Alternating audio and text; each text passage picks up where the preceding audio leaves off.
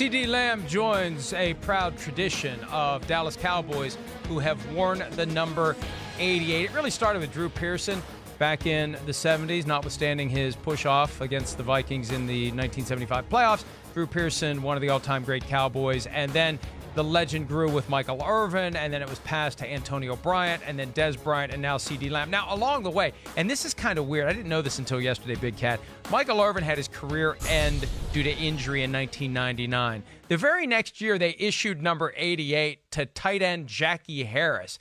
Now, I know that Irvin wasn't the original 88, but it's just kind of weird they didn't shelve it for a year or two after Irvin retired. Yeah, that is a little weird. I do kind of like this, though, the tradition that goes with this certain number. It's kind of like wearing 10 in soccer, if you're a footy fan like myself. Mike, trivia question. What's the only number retired for the Dallas Cowboys? There are none. There you go. You got it. Trick question. There you go. You tried to trick me. You tried to trick me. I kind of like that they don't have any numbers retired. Retiring numbers, I get it.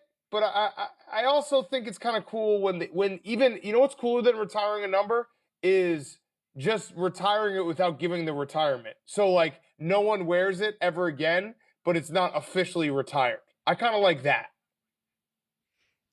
I have always been against the concept of retiring numbers because I think long term, like at some point, you're going to run out of numbers to retire.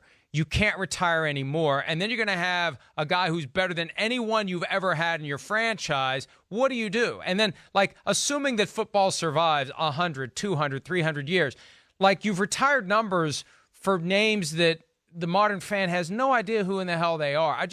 It's like, I worry from time to time about when all the landfills are going to fill up and where we're going to put all the garbage. It's kind of the same idea. At some point, you're going to run out of numbers. You can't retire numbers. You have to save the numbers. Have you lost sleep over this? Gosh. Yes, I have. The Boston Celtics have retired way too many numbers. Yes.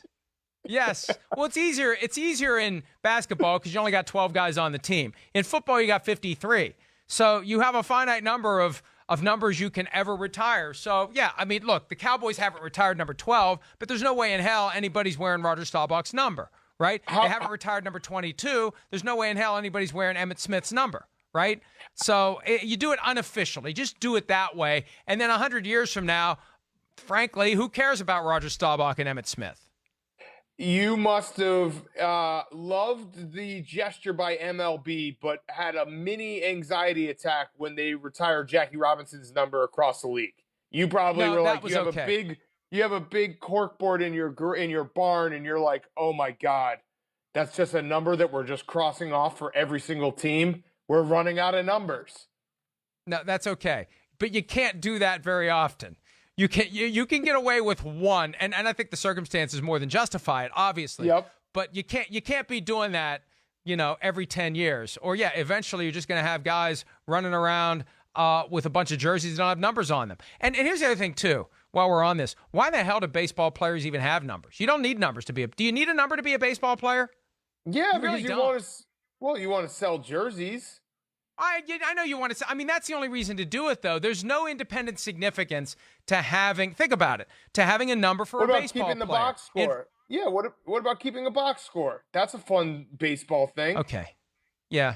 You just use their last name. You could use the position they play. Of course, then you would be doubled up if you have two right fielders. So never mind. There you go. That's where it gets confusing. You number the positions and you number the players. It's too many numbers for one person to process. You put me in a box in that one, I'll agree.